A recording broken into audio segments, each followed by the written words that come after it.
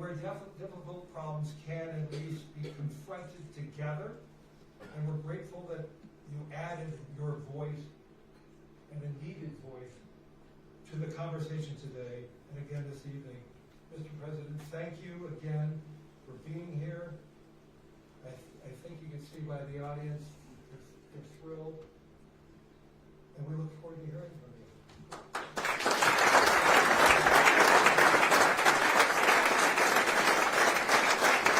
So many, I know so many. We have the king of soccer, the king of sports over here, Johnny. When you have Johnny, and I heard you, I just got a report on the sales of tickets. It's there's never been anything like it, so that's good. Going to break every record. So thank you for choosing us. We appreciate that. He's another spectacular person. And so many people in the audience, and you know, I have this beautiful speech, page after page, and I just said, I just made a speech, and they were all here. They heard it one way or the other. And I said, the last thing we want to do is waste our time and hear it again. But I do want to say the people in this room are amazing. Most of you were in the other room also. And the United States is doing really well, doing like nobody thought was actually possible, certainly not this soon. It's 1 year. It's exactly a year if you think about it. Time flies. It's 25%. That's a long time. But it went very, very fast. We've had tremendous luck. I think it's been reported by even people that aren't lovers of Donald Trump that it's been maybe the best first year for any president. I think in terms of what we've accomplished, it might very well be. But we've accomplished a lot, including ending 8 wars. I have 1 to go. I thought that was going to be one of the easiest ones, and it's turning out to be one of the tougher ones. But you heard me say before, 25,000, 30,000 people are dying a month. It's ridiculous. And I think we're getting close. Jared's here, and Steve Witkoff is here. And a lot of people that are working on that are here, and they've done a good job. I think it could have gone into a world where if we weren't here, it was out of control. But I think we're going to get it resolved.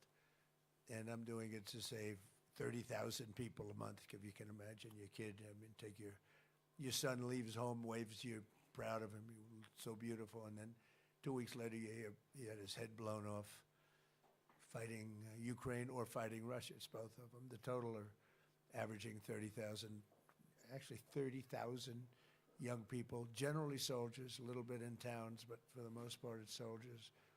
Every single month they're dying. So I think we're going to do well there.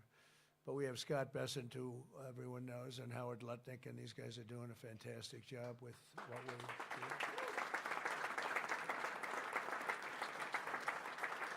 They were both recommended by many of the people in this room. I said, what do you think of Scott? Oh, he's fantastic. What do you think of Howard? Very different types. I would say these are 2 exact opposites. And I like that. I like that. They are the exact opposite. You know, I never thought of it that way. I'm just saying that I'm looking at you two. You are in every way, but they're tremendously talented people and very successful people. And I like bringing successful people in because there's a reason for success. It's one of the reasons that we've had such success. You know, we took over a country with a border that was a disaster where millions of people were coming in. Millions of people were coming in every single week. I mean, literally a week would have millions of people, and they weren't vetted. Totally open border. You'd have people come in. You could look at them. I don't want to say why define that, because say, oh, he discriminates. So I don't discriminate. But you could look at some people and say they're criminals.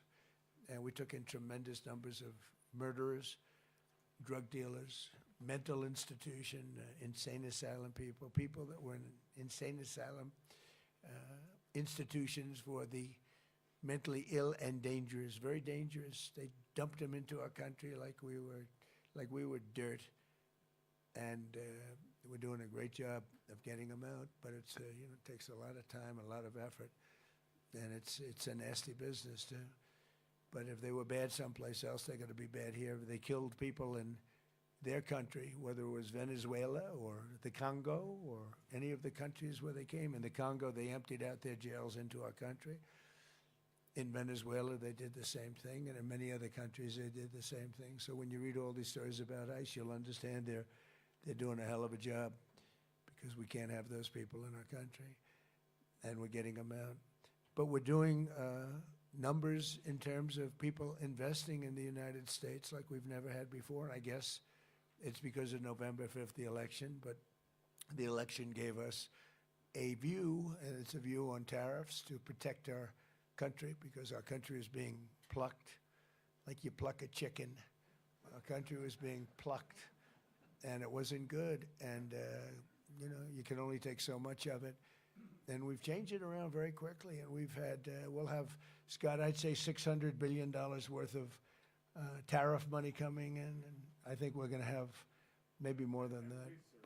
By next year, it'll be much more than that. That's not including the countries and companies, because we have countries coming over and building, but we have companies, great companies coming in. Apple is spending $650 billion. I mean, it's so many. One just announced $10 billion. Toyota, met Mr. Toyota in Japan. So what's your name? Toyota. I said, oh, do you own the car company? Yes, 92%. I said, you didn't have to be that specific. But I said, you're rich. Yes, I'm rich. But he just announced he's going to do $10 billion worth of plants. I mean, it's amazing what's going on. Look, it's amazing. We've never had anything like it or close. Nobody else has either. So I think in terms of your investments, you're in great shape. I don't even ask anybody how you're doing now. It's like everybody is making so much money. Oh, look who I see, Tim. Hi, Tim Cook. He's been good for 650. Think of it, $650 billion. Okay, can you imagine? That's what he's going to be investing, more than that. I think it's going to end up being more. He's great. You know, he's great. He's done some job. You have done really some job. And we have so many people in this room that have done a job. I don't know how many have done better than Tim, but some are right up there with you. You better get your ass moving, I'll tell you. But fantastic people. But I go around and I say, meet the biggest people, biggest business people. I say, congratulations. They say, and what? I said, you've doubled your net worth since I've been president, right? He said, yeah, even more than that. They would say even more. We're doing even better than that. And, you know, we've given you a platform where you can really put your genius to work. We have a lot of brilliant genius people in this room, and you can put that genius to work. And it's an honor to do it. In a way, I'm jealous. In a way, I'm upset. A couple of people in the room, I can't stand them, and they've become very rich. There's nothing I can do about it. I would screw them if I could, but I can't do it, right, Dina? I can't do it. I would, if I had a chance, or I could just take them and say, you can't do what Apple's doing. But you're not allowed to do that, Newt Gingrich, right? We can't do it. But I would love to do it, really. You know, it's one of those things. But everybody's making a lot of money, and everybody's investing money in the United States, and our jobs are through the roof. And I made a statement the other day, thank goodness for robots, because we're never going to have enough people to run all these places that are being built. And I think robots are actually going to be a very big business. I think it's going to be surprisingly big, but I think we're going to need it. We're going to need it. So we have a country that's becoming very safe. We had the best crime numbers that we've had ever in recorded history. Perhaps they were better 100 years ago, I'm not sure, but the recorded history is 67 years, and in 67 years, they're the best numbers, and that's despite having a lot of people in the country that shouldn't be here, that we're getting out.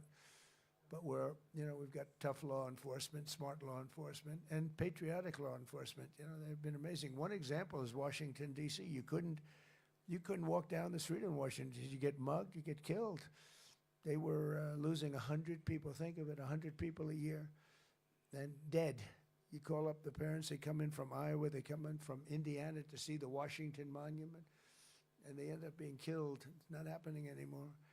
And I said in the other room, people are going to dinner, they're meeting their wives in the middle of the street, and they're walking across the street to have dinner. New restaurants are being built at records that nobody's ever seen. They were closing. We lost half of the restaurants in the last 4 years during the Biden administration. Now they're all opening again. I even went to have a dinner just to show, I guess, to make a point. I went to a restaurant in Washington. I walked right down the middle of the street.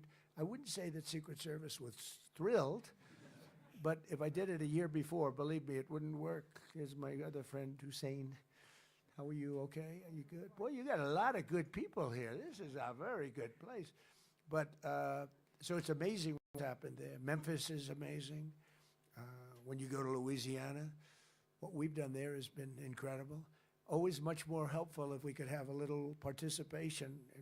In the case of Louisiana, we have Jeff Landry, the governor, Republican governor. We have a couple of Democrat governors. We have a couple of Democrat mayors who very quietly are begging us for help, and we're making them all look very good. But I would do it. If I were a Democrat, if I were a mayor or a governor, I'd be saying, Mr. Trump, could you quietly come over here and would you do this, President, for me? Send about 1,000 troops in here, and we do it fast, and we get rid of the criminals, and it's amazing how effective. You know, I didn't campaign on this. I campaigned on law and order, but I didn't know it would be this type of law and order. But the cities, some of these cities, we've lost these cities, and we're bringing them back, and we're bringing them back quickly. Washington took us literally 6 weeks to make it safe and 8 weeks to make it really safe, and now it's really safe.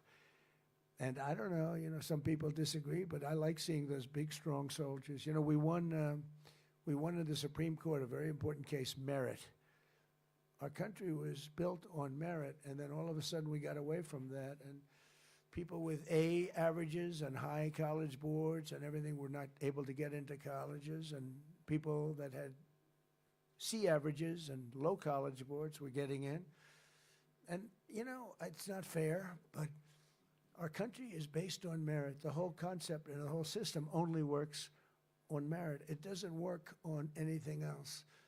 And our military works now on merit. And when you see the soldiers in the street in Washington or in Memphis or in New Orleans or in some of these places, including Chicago, you know, we have crime down in Chicago despite the fact that we have an idiot governor and a mayor that, I mean, very low IQ person. He's a low IQ person. And it's amazing. You have these wonderful, beautiful black women with Make America Great Again, MAGA caps on. They're all over Chicago. They want MAGA to come in. And we went in a pretty quiet way as opposed to the way we did it in Minnesota. You know, in Minnesota, we took out over 10,000 hardline criminals, people with big convictions that came in here that shouldn't be here, brought them back to countries. In some cases, we bring them to jails because if you bring them back to the country, they'll find a way, despite the strong borders, they'll find a way in. Because a lot of them are really evil, but they're not stupid. So we're doing a real job. The country's the hottest country anywhere in the world, the best place to invest. The great big beautiful bill is incredible. You get that 1 year deduction. You build something and you take the whole thing down. And I always said that's what made my first term so successful because, I mean, people were buying things that, I have a friend bought an airplane. He never used it. He just bought it. He said, I deducted it. He's on the plane. I think he's got, Steve, you could buy it. He's got about 4 hours on the plane. It's been 3 years. I think he's got to be a great plane to buy, actually, because he'll never use it. But it really spurred people to do things and do projects that they really would have delayed or held. And the beautiful thing about the great big beautiful bill, the one that we just did, is over there you had a 2-year window to do it. Now we have a 10-year window, which I hate to tell you because people will take their time. So in one way, I didn't want that. I call that not good, but it is good ultimately. Think of it, it gives me a chance to use it if and when I ever get out of this position. There's a big question. It gives me a chance to use it. Otherwise, I'd be precluded. That would be terrible, right? But it's 10 years, but you're able to, you build something, you build a factory, you write the whole thing off 1 year. Nobody's ever thought that was possible. It was always 38, sometimes 40, sometimes 41 years. You know, you get a little here, a little there, nothing. You write it all up. So it's been really amazing, and you are the people that made it happen. Really, largely it's you and a group of others. Not a lot more. I mean, the people here, I guess, because of Larry, the people that came to this event, it's really incredible. I wasn't sure how it was going to turn out. We had somebody, as you know, that ran it for many, many years, and I'm not sure what happened there, but I figured, well, that's all right. They had a hell of a run in Davos. Then I heard Larry was taking it over, more or less. And he called me. He said, would you do me a favor? Would you be there? And we've had some great business dealings together. And you know, he's one of you. He's one of the greats. And it was an honor. We had a We had a good speech. We got great reviews. I can't believe it. We got good reviews in that speech. Usually they say he's a horrible dictator type person. I'm a dictator. But sometimes you need a dictator. But they didn't say that in this case. And no, it's common sense. It's all based on common sense, you know. It's not conservative or liberal or anything else. It's mostly, I'd say 95% common sense, and that's what we have. So I just want to thank everybody for being here. It's such an honor. And if we can ever help, you're going to let me know. And I have a pretty direct line. Marco Rubio's here, too. He's done a fantastic job as Secretary of State. He'll go down as maybe the best Secretary of State if he keeps going like he's going. That's a big question. I don't know that he will, but for the first year, he's headed to the top. And I just want to thank everybody very much for being here. Thank you very much. Take care of yourselves. Bye. Thank you.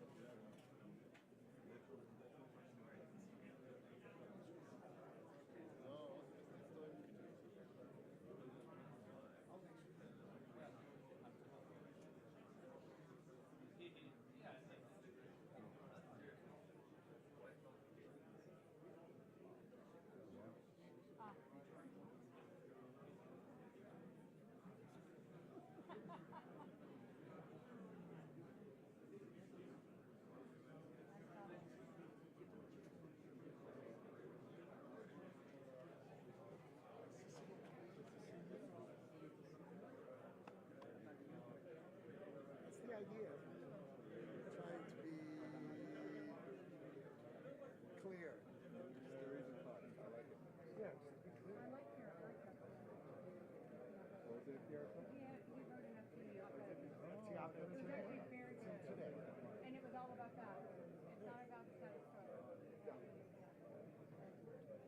How are you? No, I'm not going to leave till Friday morning. Thanks again for coming up.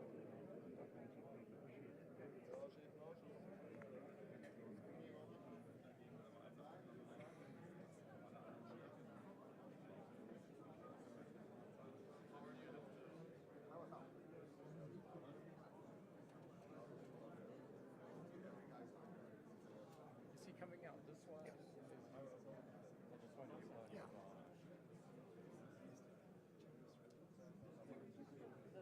Yeah.